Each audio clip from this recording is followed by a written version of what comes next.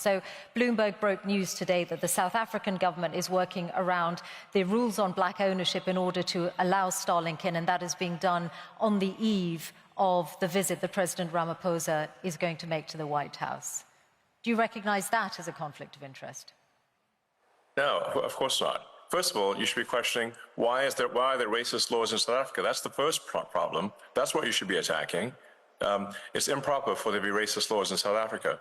The whole idea with what Nelson Mandela, who was a great man, proposed was that all races should be on an equal footing in South Africa. That's the right thing to do, not to replace one set of racist laws with another set of racist laws, which is utterly wrong and improper. So that's the deal, that all races should be treated equally, and there should be no preference given to one or the other. Whereas there are now 140 laws in South Africa that give that basically give strong preference to if you're a black South African, and not otherwise. And so now I'm in this absurd situation where I was born in South Africa but cannot get a license to operate in Starlink because I'm not black. Well, it looks Does like that that's seem about. right to you? Looks Does like that that. seem right to you? Looks like that's about to change. I just asked you a question. Please answer. Does that seem right to you? Well, those rules were designed to bring. Yes or no? Those rules were designed to bring about an era of more economic equality in South Africa, and it looks like the government has found a way around those rules for you. I asked you a question. This is your interview. Everyone wants to hear from you. I asked you a question. Yes or no? Not Racist for me. laws, yes or no? Not for me to answer. I have got a question for you about your government work, though, and the amount of savings. Why do you like racist laws? Please welcome to the forum, Elon Musk, for a conversation with Bloomberg's Michelle Hussein.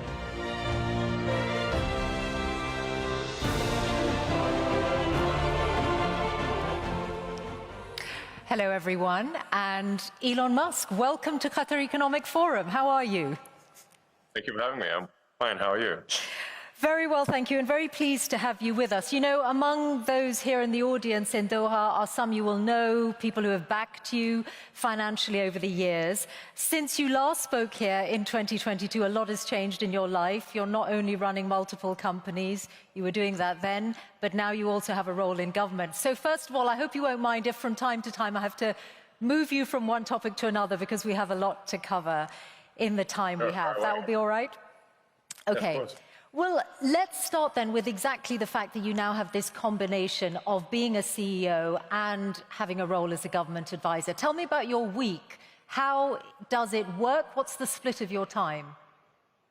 Well, I travel a lot. So I was in Silicon Valley yesterday morning. I was in LA yesterday evening. I'm in Austin right now. I'll be in DC tomorrow.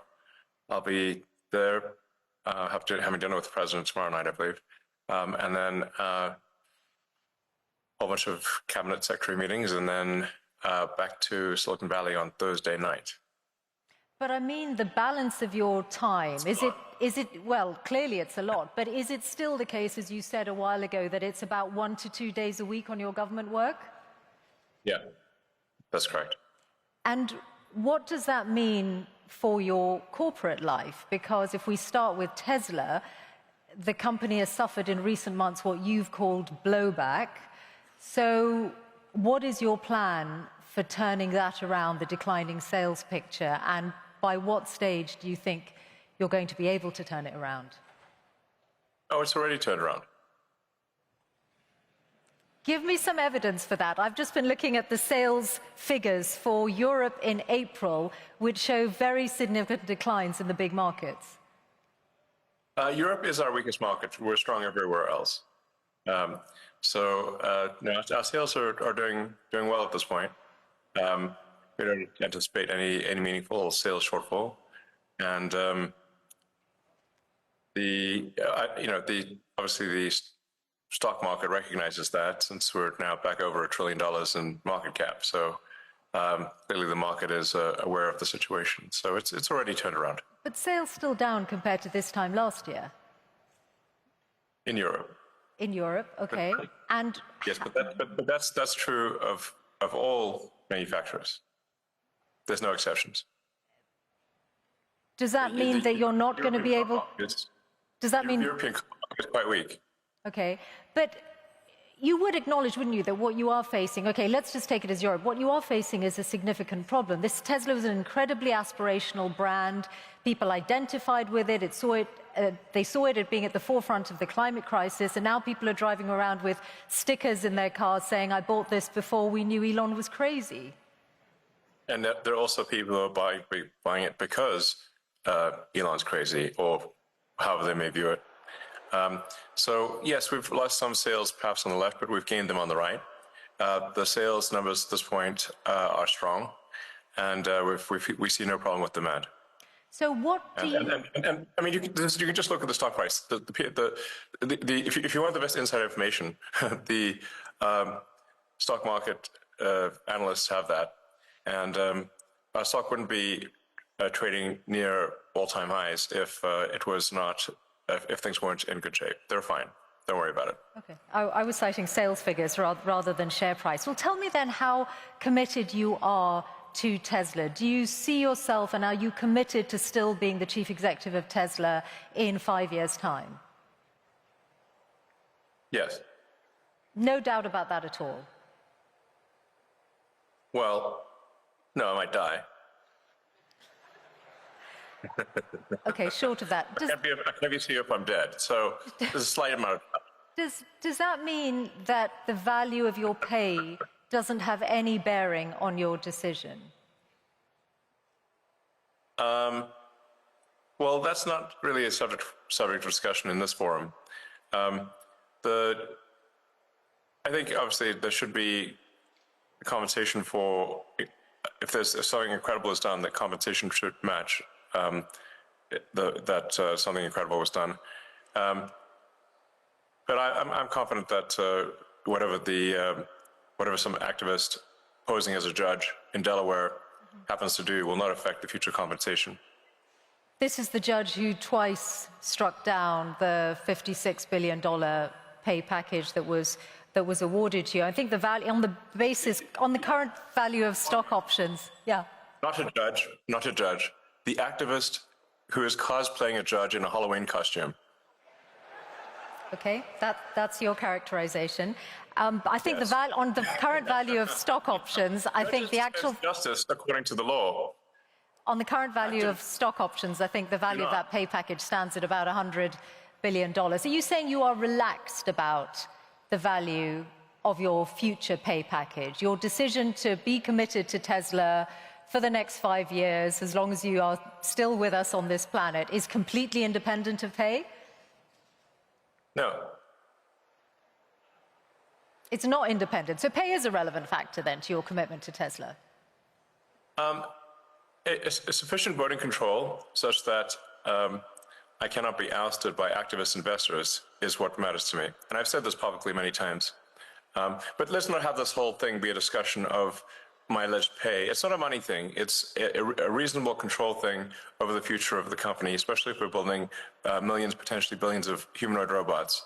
I can't be sitting there and wanting to get tossed out by, for political reasons, by activists. That would be unacceptable. That's all that matters. Now let's move on. Okay. Well, just one question. Let's move on. Well, one question before we move on to other companies, which is that I wonder if some of what has happened to Tesla in the last few months, did you take it personally? Yes. And did it make you regret or think twice about your political endeavors?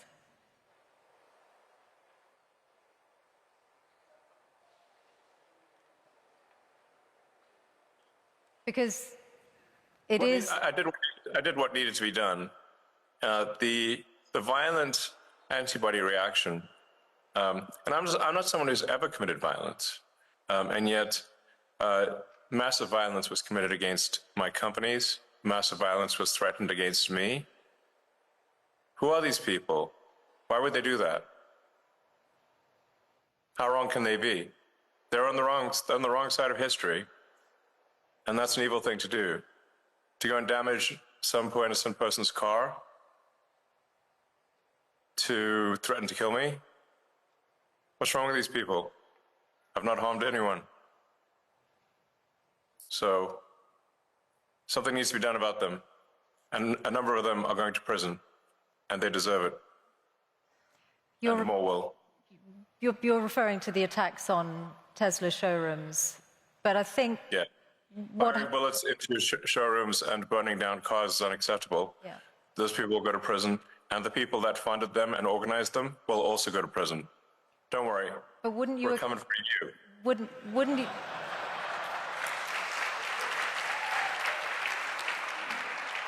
But wouldn't you acknowledge that some of the people who turned against Tesla in Europe were upset at your politics, and very few of them would have been violent in any way? They just objected to what they saw you say or do politically. Well, it's certainly fine to object to political things, but it's not fine to resort to violence and hanging someone in effigy and death threats. That's obviously not okay. That's absurd. That is in no way justifiable at all, in any way, shape, or form. And some of the legacy media nonetheless have sought to justify it, which is unconscionable. Shame on them.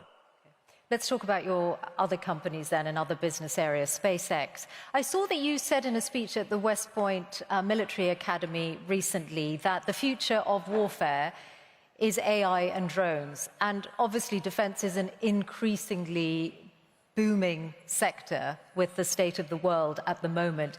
Do you see SpaceX moving into weaponized drones?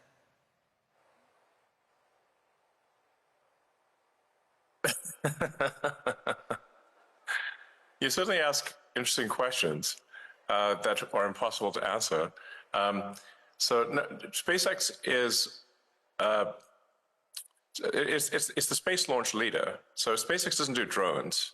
SpaceX builds rockets, satellites, and internet terminals. So SpaceX has a very dominant position in space launch. So of the mass launch to orbit this year, SpaceX will probably do 90%. China will do the half of the remaining amount, so 5%, and the rest of the world, including the rest of the US, will do about 5%. So SpaceX will do about 10 times as much as the rest of the world combined, or 20 times as much as China, and China is doing actually a very impressive job. The reason for this is that we are putting into orbit the largest satellite constellation the world has ever seen by far. So I think at this point, about maybe approaching 80% of all active satellites in orbit are SpaceX. And they're providing high bandwidth global connectivity throughout the world. In fact, this connection is on the SpaceX connection. So I think this is a very good thing because it means that we can provide low-cost, high-bandwidth internet to parts of the world that don't have it or where it's very expensive. And I think the single biggest thing you can do to lift people out of poverty and help them is giving them an internet connection. Because once you have the internet connection, you can learn anything for free on the internet, and you can also sell your goods and services to the global market. Once you have knowledge by the internet and the ability to engage in commerce, that this is going to greatly improve quality of life for people throughout the world, and it has. And I'd just like to thank anyone in the audience who may have been helpful in, with Starlink and getting it to approved in their country. And I think it's doing a lot of good on the countries that have approved it, which is, I think at this point, 130 countries are very happy with it. I don't currently anticipate SpaceX getting into the weapons business. That's not an aspiration. We're frequently asked to do weapons programs, but we have thus far declined. Do you envisage SpaceX or indeed Starlink as a separate entity publicly listing in the near future or at all? It's possible that Starlink may go public at some point in the future. And what would be the time frame? Starlink.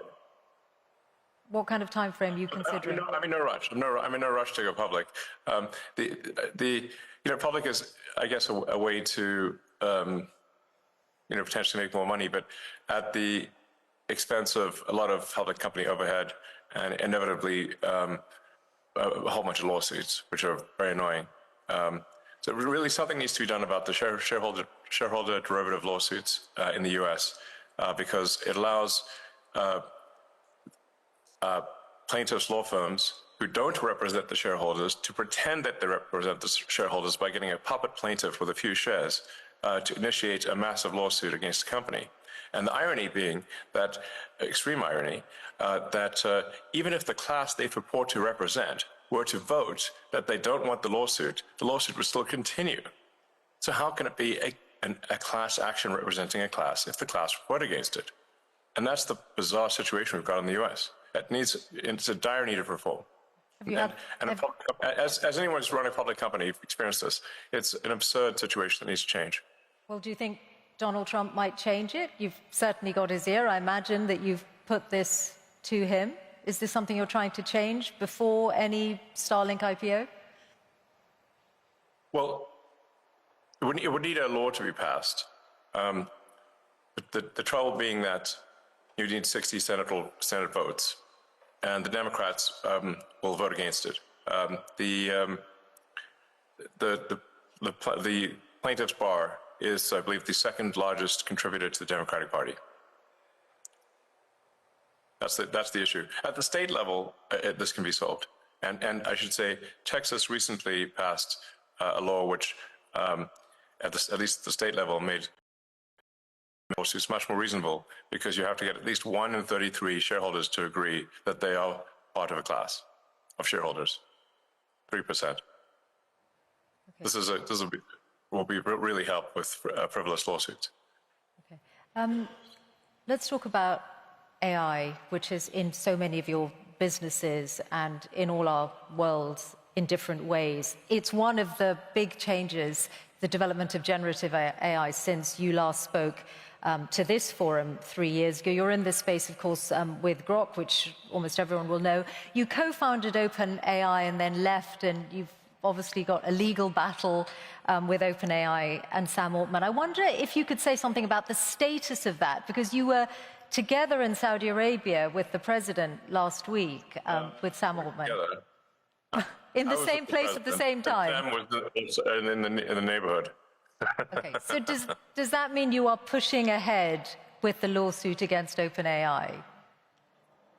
Yes. So look, I came up with the name OpenAI as an open source and as a nonprofit, and I funded OpenAI for the first roughly $50 million, and it was intended to be a nonprofit open source company, and now they're trying to change that for their own financial benefit into a for-profit company that is closed source. So this would be like, let's say you funded a nonprofit to help preserve the Amazon rainforest, but instead of doing that, they became a lumber company, chopped down the forest, and sold the wood. You'd be like, wait a second, that's not what I funded. That's OpenAI. They've made some changes to their corporate structure, though, haven't they, since, in recognition of what you've said? No, that's just what they told the media. Okay. They have partly walked back their plan to restructure the business. I guess that's made no difference to how you feel about it. So you're determined to see them in court? Of course. Okay. Well, that's certainly going to be one to watch. I also wanted to ask you about AI and regulation, because when you were here last talking to John Micklethwaite, you had some pretty strong words about the risk that AI poses, and you said that you really felt what the US was missing was a federal AI regulator, that something along the lines of the Food and Drug Administration or the Federal Aviation Administration. Now, you're clearly now in a zone where you're more on the cutting regulation side than wanting new regulators. So has your view changed on the need for an AI regulator? Well, it's not that I don't think there should be regulators. You can think of regulators like referees on the field in sports. There should be some number of referees, but you shouldn't have so many referees that you can't kick the ball without hitting one. In most fields in the U.S., the regulatory burden has grown over time to the point where it's like having more referees than players on the field. So And this is a natural consequence of an extended period of prosperity. It's very important to appreciate this. This has happened throughout history.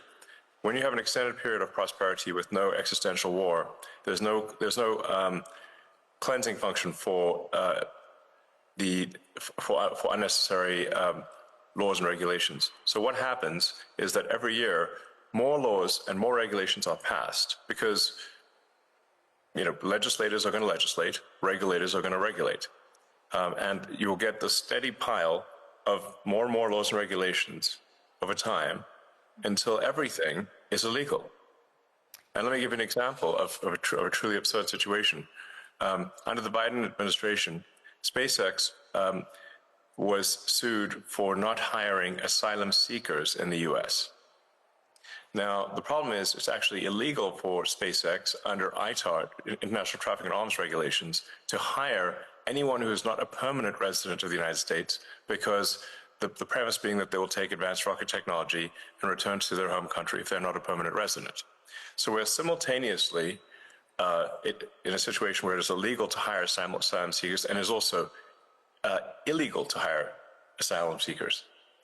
And the Biden's Department of Justice chose to prosecute us despite both paths being illegal.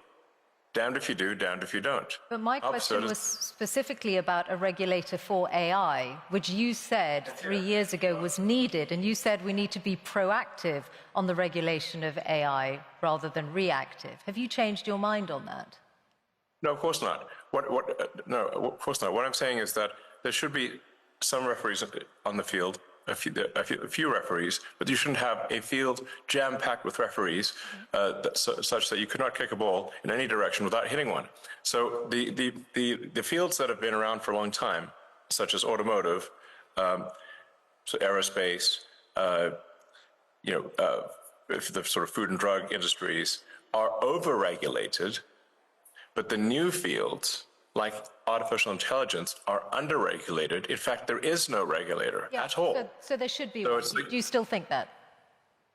Yes, I'm simply saying, which I think is just basic common sense, that you want to have at least you want to have a few referees in the field. You don't want to have an army of referees, but you want to have a few referees on any given field, in any given sport, or even any given arena, industrial arena, to help that public safety is taken care of, but you don't want to have.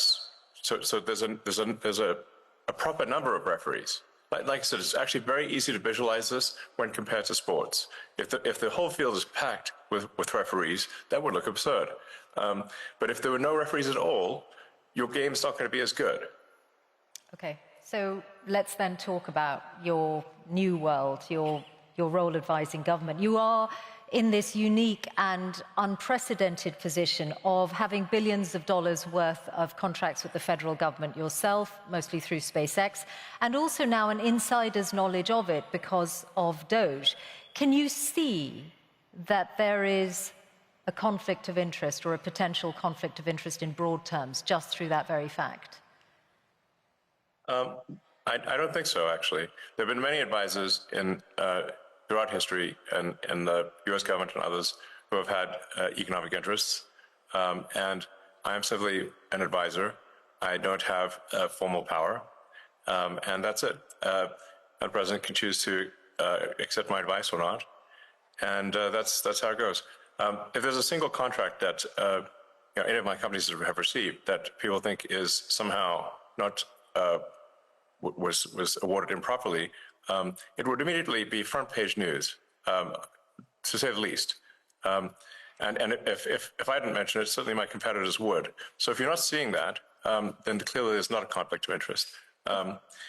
There's another way, though, to look at it, that, for example, you have many competitors, whether it's companies like Boeing or companies who would like to do more of the kind of work you do for NASA, Blue Origin, Rocket Lab, and because DOGE is in every federal government department, you or people who work for DOGE, and you are the driving force behind it, have an insight into those companies' affairs and those companies' relationships with the federal government.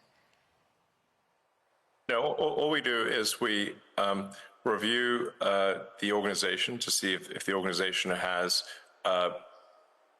departments that are no longer relevant, and then are the contracts that are being awarded good value for money? In fact, frankly, the bar is not particularly high. Is there any value for money in a contract? And if there isn't, then we make recommendations to the secretary. The secretary can then choose to take those actions or not take those actions, and that's it. And then any action that is as a function of DOGE is posted to the DOGE website and to the doge.gov or at DOGE handle on the X platform. So it's complete transparency, and I've not seen any case where, to the best of my knowledge, there's even been an accusation of conflict, because it is completely and utterly transparent. Okay. That's it. And what about the international dimension? Now, let's think about Starlink. Starlink is obviously a very, very good internet service. It's sought after all over the world. It's critical to the front line in Ukraine.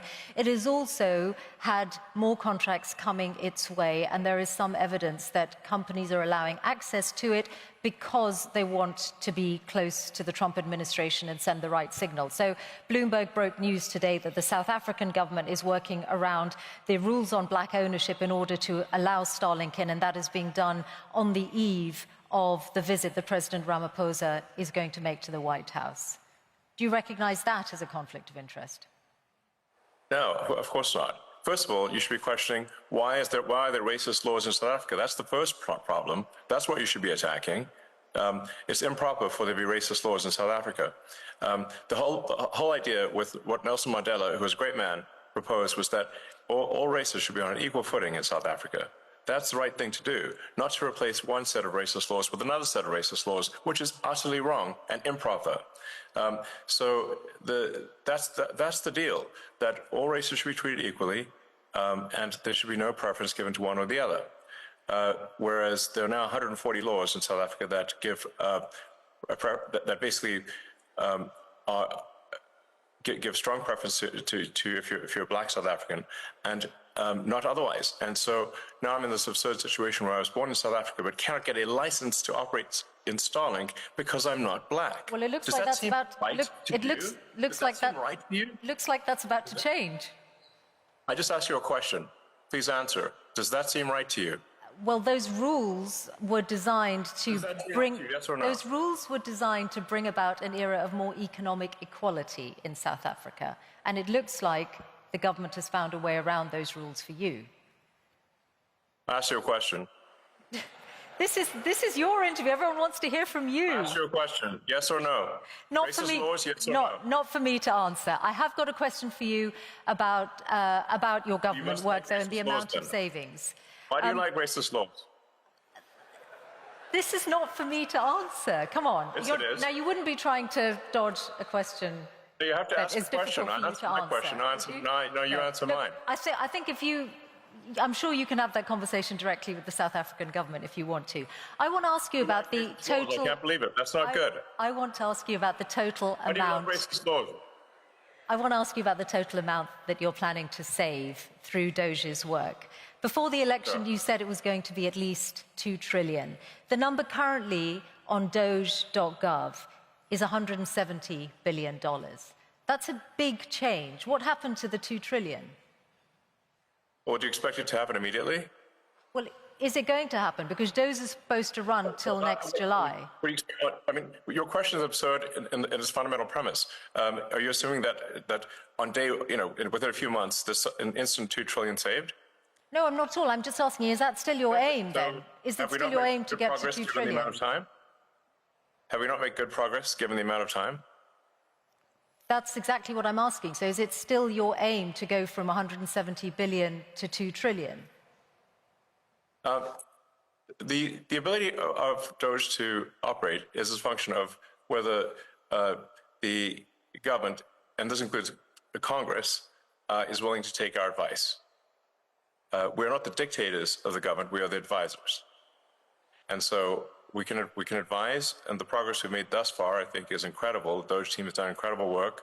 But the magnitude of the savings is proportionate to the support we get from Congress and from the executive branch of the government in general. So we're not the dictators, we are the advisors.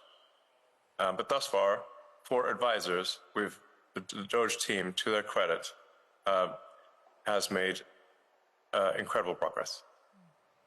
You've talked about $4 billion a day being saved, but that won't get, which is, and I think everyone can agree that combating waste and inefficiency in government is a very good thing. But if you add that up, it's not going to get to $2 trillion over the lifetime of DOGE. I'm sorry? The $4 billion a day, if DOGE is going to run till next July, is not going to get you to $2 trillion. But you still say it's your aim, so we'll take that as read. There's what DOGE, I mean, I feel you're somewhat trapped in the NPC dialogue tree of a traditional journalist. So it's difficult when I'm conversing with someone who's trapped in the dialogue tree of a conventional journalist, because it's like talking to a computer. DOGE is an advisory group. We are doing the best we can as an advisory group. The progress made thus far as an advisory group is excellent. I don't think any advisory group has done better in the history of advisory groups of the government. We do not make the laws, nor do we control the judiciary, nor do we control the executive branch. We are simply advisors. In that context, we are doing very well. Beyond that, we cannot take action beyond that, because we are not some sort of imperial dictator of the government. There are three branches of the government that are to some degree opposed to that level of cost savings. But nonetheless, let's not criticize whether there's $4 trillion, and instead look at the fact that $160 billion has been saved, and more will be saved too. And as I said, I think everyone can agree that cutting waste and indeed fraud in any government and being responsible with taxpayers' money is a very good thing. So yes. I can see that you're proud of that work. I do want to ask you about US aid and the comments that Bill Gates made the other day, and I know that you called him... Yeah, he's a huge liar. I know, you've said that already. I wondered... Also, and I'm just... Who does Bill Gates think he is to make comments about the welfare of children, given that he frequented Jeffrey Epstein? Okay, well... He said he regrets those, and he spent a lot of his own money on philanthropy around the world over the years. My question to you is: have you looked at the data to check if he might be right that the cuts to USAID might cost millions of lives? Yes. I'd like him to show us any evidence whatsoever that that is true. It's false. What we found with USAID cuts, and by the way, they haven't all been cut. The parts of USAID that we found to be even slightly useful were transferred to the State Department. So they've not been deleted; they've simply been transferred to the State Department. But many times over with USAID and other organizations, when they've said, "Oh well, this is going to help, children, or it's going to help some." Disease eradication or something like that. And then when we ask for any evidence whatsoever, I say, well, please connect us with this group of children so we can talk to them and understand more about their issue. We get nothing. They don't even try to come up with a show orphan, meaning like this sort of like, well, can we at least see a few kids? Like, where are they? If they're in trouble, we'd like to talk to them and talk to their caregivers. Okay, well, and then we get nothing as a response, because it's what we find is an enormous amount of fraud and graft. Okay, let me put this example to you. Very little of it actually gets to the kids, if anything at all. Okay, let me put this example to you, because you grew up in South Africa, so you'll know the impact of HIV/AIDS well. And this is why I asked about the data. The US led on international efforts to combat HIV/AIDS treatment, prevention, and there's an initiative called PEPFAR, which is credited with saving 26 million lives in the last 20 years. It was part of the foreign aid freeze, then there was a limited waiver. Its services are disrupted. And UN aid says if permanently discontinued, there will be another 4 million AIDS-related deaths by 2029. So if you look at that example, which is backed up by data, in 2023, 630,000 people died of AIDS-related illnesses, then perhaps Bill Gates' figures are not wrong. Millions of lives could be lost. First of all, the program, the AIDS medication program is continuing. So your fundamental premise is wrong. It is continuing. Now, do you have another example? Since the one you cited, it's false. Elon, not in its entirety. That it is false. Not in its entirety. There's a limited waiver, and UNAIDS have said that not all of the services that were previously funded by USAID are continuing. So that's why I put that example to you. Okay, well, which ones aren't being funded? I'll fix it right now.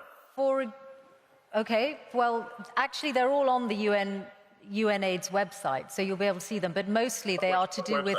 Mostly they are to do with prevention, and for example, the rollout of a drug called lenacapavir, which was hailed as one of the biggest breakthroughs against AIDS for many years, which came out last year. So if you are, perhaps, I'm sure UNAIDS would be delighted if you're able to look at that again. Yes, but well, if in fact this is true, which I doubt it is, then we'll fix it. Okay, fine. So finally, your political influence. I wondered whether you have decided yet how much you're going to spend on the upcoming midterms. Is it you spent a lot more money on the last US election than you envisaged when you were speaking here 3 years ago? Are you going to continue to spend at that kind of level on future elections? I think in terms of political spending, I'm going to do a lot less in the future. And why is that? I think I've done enough. Is it because of blowback? Well, if I see a reason to do political spending in the future, I will do it. I do not currently see a reason. Okay. What about political influence beyond the US? How often do you speak to President Putin? I don't speak to President Putin. You've never spoken to President Putin? I was on a video call with him once about 5 years ago. Okay. That's the only. Why would you think I speak to President Putin? Oh, you must. I get it. Because you I've believe heard the you legacy. speak. Actually, I've heard you speak about it. For example, in your West Point speech, you said, "Oh, I challenged President Putin to was it an arm wrestle?" And I know the Wall Street Journal has reported your reported conversations. Oh, yes. If you're saying they haven't happened other than once, I'll take that as read. Is there a worse publication on the face of the earth than the Wall Street Journal? I wouldn't use that to line up my cage for parrot droppings. That newspaper is the worst newspaper in the world. If there's one newspaper that should be pro-capitalist, it's the one with Wall Street in the name. But it isn't. So I have the very lowest opinion of the Wall Street Journal. Absolute nonsense. And you clearly believe the tripe that you've read in those papers. I read very widely, and I'm putting these questions to you so that you have an opportunity to respond to them, which you are, and for which we're all grateful to hear your responses. Yes. Okay, we are out of time. So you mentioned me challenging. I did so on the X platform. I challenged Vladimir Putin to single combat over the. But I didn't talk to him. That was a post on the X platform. Great. That's why I asked you, and you've clarified and explained. Thank you. That's why I was asking whether you have had reported conversations, and you said you haven't other than a video call. Okay. Typical legacy media lies. Okay. Listen, I actually thought I might give Grok the last word because when I asked Grok what your hardest challenge is, it said the strain of managing multiple high-stake ventures amid financial, regulatory, and public relations crises. And I wondered whether you recognize that characterization and whether you do think that this is a pivotal year in your life. Well, every year has been somewhat pivotal and this one's no different. So, I mean, in terms of interesting things that hopefully are accomplished this year, getting Starship to be fully reusable, so that we catch both the booster and the ship, which would be the first fully reusable orbital rocket ever in history, which would be a profound breakthrough, as the essential breakthrough necessarily to make life multiplanetary and ultimately become a spacefaring civilization. We've got Neuralink, which has now helped 5 patients restore capability using the telepathy implant, where they're able to control a computer simply by thinking. We'll be doing our first patient to restore sight with our blind sight implant, which is either end of this year or early next. In fact, that first patient might be in UAE, since we have a relationship with UAE and the Cleveland Clinic there. I think what's running on the AI front, we are close to what you might call AGI, or digital superintelligence. I think we are seeing an explosion in digital superintelligence here. And then we've got at Tesla, we'll be launching unsupervised autonomy, basically self-driving cars with no one in them, in Austin next month. So it's a big year for sure. Many other things in the works too. Okay. I'm a technologist first and foremost. Elon Musk, thank you very much for joining us here at Qatar Economic Forum. Thank you.